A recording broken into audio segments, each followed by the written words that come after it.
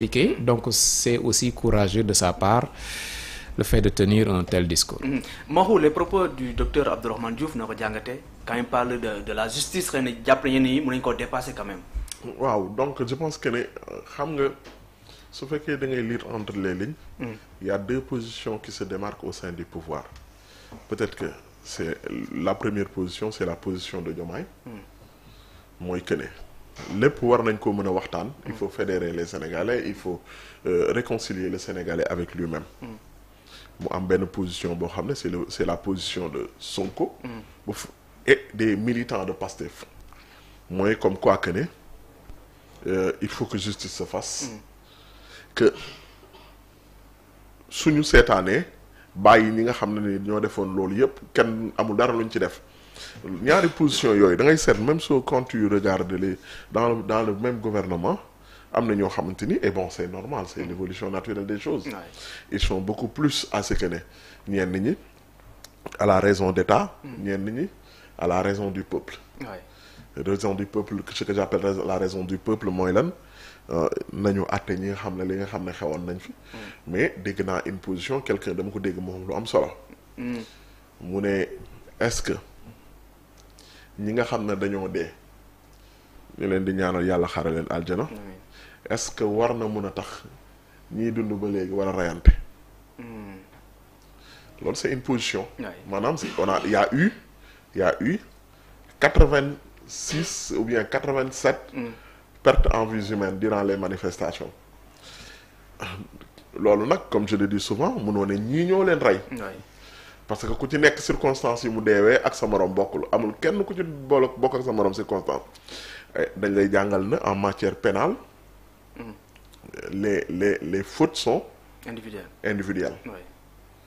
C'est pas parce que yaa rey kii rek yaa rey 80 yaa rey yaa rey alphabet bi yépp mën nga rey 1 mais reyoo peut-être nga rey 1 rey 43 rey 47 léegi nag ku ci nekk dañuy xool ci ban circonstance la deewee ak kan ko mais léegi nag parfois les peuples la plupart du temps est-ce que mais man dama ci am benn position boo xam ne elle est personnelle pour man quel que soit alpha même bu ñuy fàtte bu ñuy baale war nañoo xam def une enquête un livre blanc waree ba nu ñu ko mën a tuddee mais ñu xam bu ci nekk lan moo amoon ak naka lañ koy éviter. parce que fekk xamuñu loolu duñu ko mën a éviter par tel que le parcours de la vie politique sénégalaise dafa bëri ay perturbations yu mel noonu. On l'a eu en 63, on l'a eu en 68, on l'a eu en 82, en 2000, en 88, on l'a eu en 93, on l'a eu en 2016, on l'a eu en 2012, on l'a eu en 2002, 2024, à 2021, en 2024. yooyu c'est des perturbations yoo xam ne amul benn yoon boo xam ne def nañu enquête xool ne ñii ñooy responsable yi wala loolu. Est-ce que peuple bi dafa nar a continuer noonu rek mais tamit loolu yëpp li ko waral mooy lan souvent les états yi. dañuy dem ba benn moment dañuy préférer la réconciliation à l'affrontement. Effectivement. État noonu lay doxee. parce que il faut la position la plus difficile c'est ci Sénégal bi ñuy dund nii mooy la position de Diomaye. c'est pas facile. il est pris entre le marteau et l'enclume. L'envie de ne pas trahir celui qui t'a mis dans ce poste-là. L'envie le principe de réconcilier le Sénégalais avec lui-même parce que ci noddam la nekk. obligation la en tant que président. effectivement dama lay wax quand tu dafa am loo xamante ni tu peux parler au nom du peuple quand tu es dans l'opposition. mais quand tu arrives au pouvoir tu parles au nom de l'État. c'est clair. État boobu noonu mooy waral ñëpp di yow da ngay bëgg ñëpp juboo ñëpp ànd division moo baaxul pour un homme d'État du doon avantage. très bien moo tax Diomaye non man je voudrais pas être à sa place. yombul. non yombul de mënoo. très bien Pape Cheikh gis nañu aussi tamit Pape Malick Ndour tamit dañu ko daal di convoqué waat ginnaaw bi nga xam ne le vendredi passé daal di koy convoqué ba placé ko en garde à vue après aussi ñu am information que dañu ko daal di libéré demain ñu convoqué waat ko suite et pas fin toujours les convocations avec Pape Malick Ndour bi mooy troisième fois ñooy convoqué en un mois noo gisee aussi cette affaire là. waaw politique moo ni toll foofu lañ toll.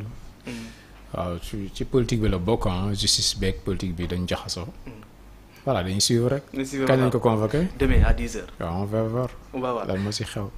Mahou Mandela Pape Malick Ndour ban commentaire nga ciy def. sa convocation. Pape Malick man damay l'autre jour je disais que. c'était parfois tamit bal bi ñu tëb bal à terre daf cee baax. li mu wax nag kenn mënu ko rafetlu. li Pape Malick Ndour wax. way buy këpp gàll la. kenn du ko ci tafes c'est clair. te da ko woy ci tafes. léegi nag bu ñu demee ba nga xamante ni peut-être nit ñi walla yoon parce que yoon tamit position am foog nga xam ko. boo ko deful dara ou bien boo ci jugul est-ce que keneen bu ko waxee ëllëg di nga ci mën dara. te yoon dafay cadrer day donner le bon exemple.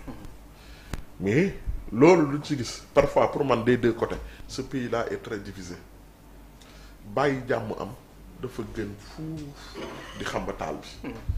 te loolu tamit il faut que ñu tempérer le discours politique des deux côtés.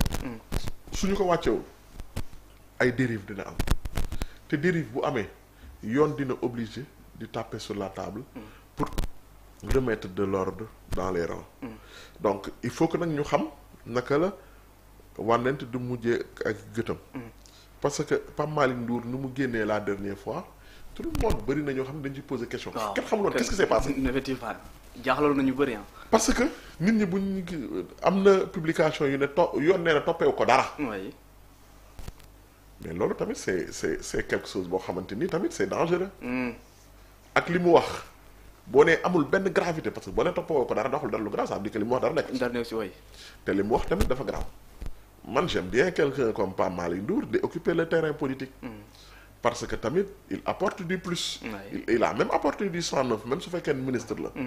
mais tamit dafa am loo xam ne tamit kenn war ko bàyyi muy prospérer. très bien alors dañu jeexale très rapidement ak tamit l'affaire Badara Gadiaga demain lañ koy jugé ginnaaw tëdd na 4 mois ci prison bi ñu toppee ko discours contraire aux bonnes mœurs ak offense aussi à une personne exerçant toute une partie des prérogatives du président demain moo war a jàkkaarloo ak le juge Pape Cheikh ban commentaire ngay def ci mbir moomu la. bon di espérer ne dina ci jëlee lu favorable rek. dellu këram. 4 mois déjà bari na. bari na par rapport ak li nga xamante ni moo ci xew ak ni mu xewee. waaw diis na trop. déjà il a payé il a assez payé pour li ñu koy ji. voilà espérons que ne dina recouvrer la liberté ba dellu si ay. waroon na yegg fi yëpp nga jàpp ci li mu wax. yegg na fi en tout cas yegg na fi voilà espérons que ne bu jàkkaarloo ak juge bi dina am. lu oyof si kawam et puis dina dellu ci njabootam. très bien Mahou Mandela Badara Gadiaga moom après 4 mois demain lay jàkkaarloo ak le juge ci li ñu ko doon toppee ci li mu waxoon contre wàllu diggante moom ak Amadou Ba bu Pastef. di ñaan rek ñu bàyyi ko mu dem këram.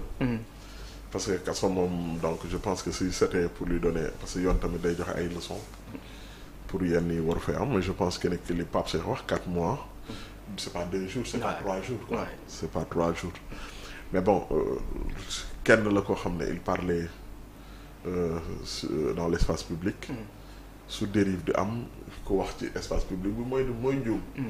ñi toog seen kër moom waxuñu ci moom duñ njuum donc te li ko dal mën na dal ku nekk. mais rek li ma la waxoon sànq rek la ça demande de la responsabilité que le problème ne se pose plus entre li mu waxoon jar na ko wala jaru ko. Le problème qui se pose en ce moment mooy lan si c'était pour lui donner une leçon bu dee day jàng na ci 4 mois su fekkee nag vengeance yàlla bu mu doon loolu day doon loo xamante ni leneen la mais jàpp naa ne man j'ai pas aimé le discours qu'il avait tenu et ni ñu ko layeelee tamit d'accord ma ci woon li ñu ko layeelee le fait de trouver que ne kii moo wax lii ma déedéet man j'ai pas aimé ni mu waxee jàpp naa ne dafa juum et pourtant je faisais partie de ses meilleurs défenseurs je l'ai toujours défendu mais malheureusement dañuy ñaan rek instant bi mooy li ma la wax rek dëkk bi les gens sont très stressés les deux camps s'affrontent d'une telle manière que ak crise bi ñuy vivre yu bëri ñu teg ko ci suuf dafa gën fuuf junni yoon ñu koy yéegal. waaw donc loolu laay ñaan yaakaar naa ne yàlla na ko yàlla bàyyi mu dem këram. baax di la gërëm di rafetlu aussi sa teewaay ci waxtaan bi. jaajëf léegi min na émission yu gudd yi. au début daan na ma jaxase tuuti. parce que bof tàmm ma ko woon mais léegi min naa ko c'est la. YouTube moom gars yi mooy format bu bees bi quoi. léegi j'ai compris. merci beaucoup Baye Cheikh Mahou Mandela. waaw directeur. kontaan naa c'est toujours un plaisir ah. dimanche bi defetu Barça bi da ko xaw a yàq. yàq na ko moom.